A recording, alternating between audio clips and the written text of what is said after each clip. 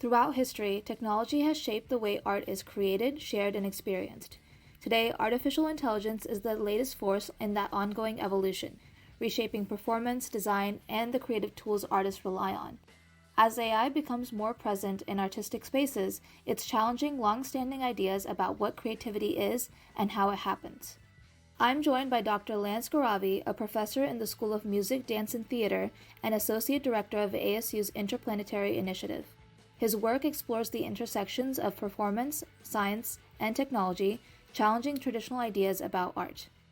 In this episode, we'll dig into the complexity of defining creativity in the age of AI, the metaphors we use to make sense of intelligent machines, and how artists and storytellers can respond to this technological shift. We'll also look at how new technology has shaped art throughout history and what that means for the future of creative work.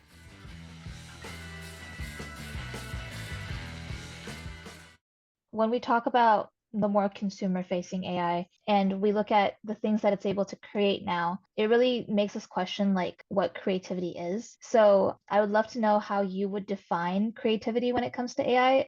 Words like creativity just don't work that way. You can't just decide that everybody else is wrong about creativity because this is what creativity really is. One of the things that may be interesting about the intersection of AI and creativity is some social scientists have developed tests for creativity. And they're fairly sophisticated tests, but they're also kind of disappointing and inadequate, like a lot of tools we have around creativity and measuring it. But I will say this. Currently, AI on these tests blows humans out of the water. It's not close.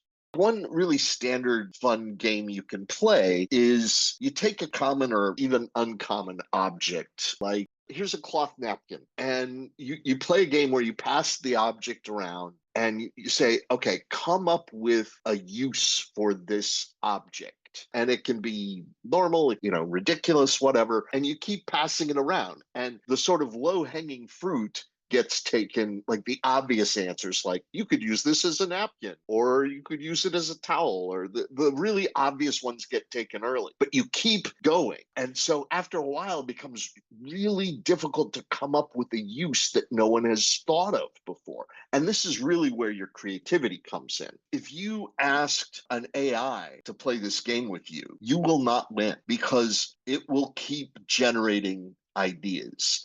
If you ask it to make you an image that is a painting of some flowers, and you keep asking it to make new versions of it in new and surprising ways, it will do that all day. So at least with some very narrow definitions of creativity and some tools that we have developed to test how creative you are, AI can do that better than humans can.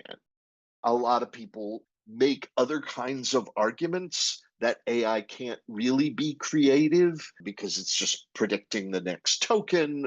I think those things often depend either in a misunderstanding of the history of art or a particular kind of humanistic, there's something special about us set of assumptions that are worthy of being questioned. I know I'm creative. So for me, AI becomes a kind of tool to use, to interact with. Here's the way I sometimes think of it. AI can be a prosthetic for thinking and a prosthetic for creativity and imagination. To me, that's a useful way of thinking about it rather than thinking, is the AI creative? A big debate surrounding AI is often, is it a tool or is it something that's going to replace us? And so usually the argument making sure that it does not replace us is that it isn't truly creative and it still needs human input and things like that. So I would like to ask you, since you sort of talk about it almost being like an extension of us, a prosthetic, would you say that it's simply a tool that enhances human creativity? Or do you think that it will ever go a step further, what a lot of people are afraid of, that it would replace human writers and actors and artists entirely? I think that the metaphors that we use matter. They matter because they not only are used to describe our world, but in some significant ways, they produce the world that we live in. They shape the way we think.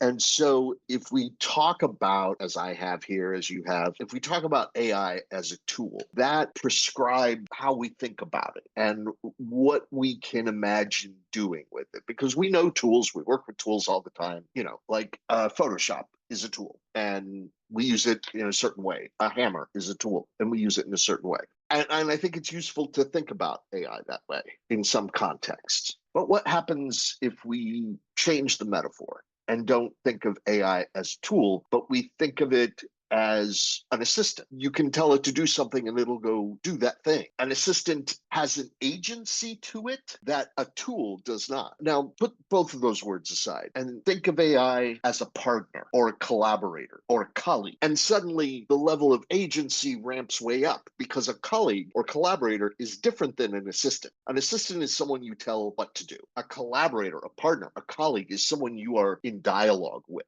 And the interaction between you and the colleague or collaborator produces outcomes that are richer than either of you could have developed on your own. So these words, these metaphors we use to talk about AI matter not just in terms of appropriate descriptions of the technology or the platform, but they shape, they guide how we think about them, how we work with them.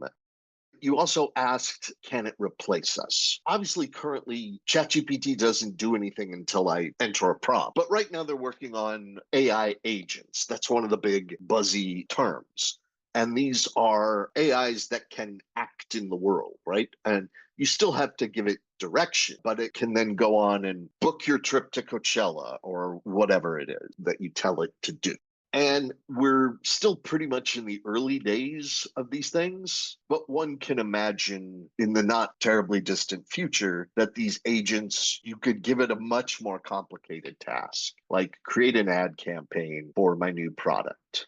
It's already happening. A lot of coding today, for example, is now done by AI. Possibly by the end of this year or sometime next year, 90% of coding will be done by AI.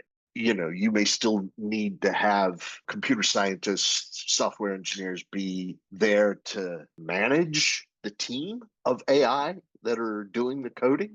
Will it replace jobs? Yes, it will. It's hard to read the available data to tell, is it doing that now and how much? Once it's a better coder than 99.9% of humans or 100%, what do we need the coders for, the human coders for anymore?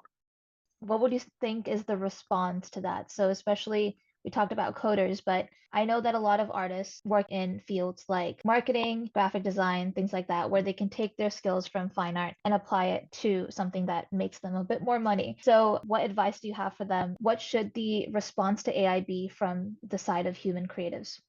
Learn to use the technology. These technologies are still very new and they're advancing more rapidly than our ability to adapt to them. They're advancing more rapidly than they are being adopted. And because of that, the set of social and cultural norms and practices around these technologies are still in development. It's not like we have no agency here. And so, if you are an active part of that conversation and an active part of the set of practices around creative work and artificial intelligence, you can help shape how those sets of practices, policies, procedures, ways of doing things evolve. I say we have some agency. We get to decide to a certain extent how we're going to use and not use these technologies. There's a sense, though, in which we feel a lack of control here, and that feeling is fairly accurate. It points to larger social forces like capitalism, for example. But I think we still, within that context, have agency about how we do things. I also think if we're looking ahead, say 5 years, where let's say we have advanced artificial intelligence that can do any cognitive or creative task that a human can do as well as any human. It may be that there are certain things we still like it when humans do that thing. And I think some things about the arts may be like that. We may know that a robot can play guitar better than any human possibly could, but we may prefer to go see a guitar player live than watch a robot play guitar. AI can already play chess better than any human being, but there are still chess clubs. People still like to play chess. People still compete. So I think certain things that depend on the hand of the artist and the visibility of the hand of the artist, especially things like live performance, live theater, live dance, live music, might start to take on a greater cultural cachet, a greater value, because everything else is made by these wildly brilliant artificial intelligences. We can see sort of that happening in history with certain technological innovations as well, where we see the general public relying more and more on technology, but that just creates space for, you can call it, more authentic art forms. So you've mentioned AI as a collaborator, you've mentioned how it can actually enhance creativity, and I know you have quite a bit of experience in this field. So I would love to hear about any specific examples of ways you've seen AI or maybe even other technologies enhance human creativity. I suggested to a friend of mine that at some point in the future, maybe it's near future, maybe it's more distant, artists are going to seek out the early AI models that we have today that are kind of crappy. If you remember a couple of years ago, text to image models, you type in a person interviewing someone over Zoom for a podcast. What you would get back 12 fingers and kind of weird features and looks completely wrong and in various ways, right? And I said, artists are going to seek out those early models because what they produce has this certain aesthetic quality that the newest AI models just don't have, and that would be very, very difficult for a human to produce. And this is a very familiar idea to artists. Take musicians, for example. A lot of them will pay a lot of money or go to a lot of trouble to seek out old amplifiers or old mixing boards or old guitar pedals or synthesizers that obviously are not nearly as sophisticated as what we have today, but because they produce a certain quality of sound that they want that is more interesting to them than much more sophisticated equipment that we have today.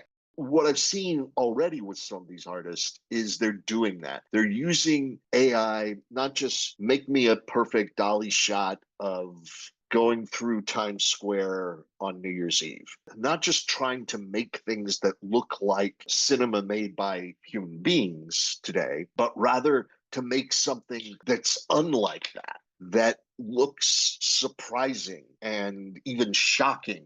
And this is something very old in art. Before photography, a lot of painters made their living by painting portraits. If you wanted an image of a loved one or of yourself, you had someone to paint your portrait. But once photographs became widely used, you didn't need necessarily to have someone paint your image because you could just have a photograph. And so a lot of work for those artists went away. Painting no longer had to focus on realistic representations of the world because photography could do that as well or better than any painter could. And so painters had to figure out something else to do. And what happened was painting just erupted in creativity, in new ways of approaching the medium. And ultimately, photography did something very similar, when photographers began to realize, we don't just have to make a realistic depiction of the world. There's all sorts of things we can do with this medium. I think it's an exciting time to be an artist, to be a scholar, to be a learner, but it's also really terrifying. One of the terms that I've heard Ethan Malik use, he's a professor and he blogs a lot about AI. He talks about the jagged frontier of AI. And what he means by that is that AI is not progressing in a smooth line across all sectors and all disciplines. It might be really advanced when it comes to coding or solving mathematics problems. It might be quite good at writing research reports, but not so good at producing beautiful and consistent video or writing convincing narrative fiction. I think that capability is going to keep advancing. I was on another podcast a while back and they were like, oh, people aren't going to make art anymore because of AI. And I'm like, of course they will. This is what we do as people. We may not code anymore. We may not do stuff that we don't really want to do, but people want to sing and perform and create beautiful, weird, ugly things. And that's not going to stop. And even the market forces of capitalism, even if they decide, oh, it's much cheaper if we make Hollywood films using all AI, okay, great. But people are still going to want to pick up a camera and frame a shot to tell a story. My hope is that as AI advances in the next few years, it'll make our lives better and richer and fuller with new possibilities.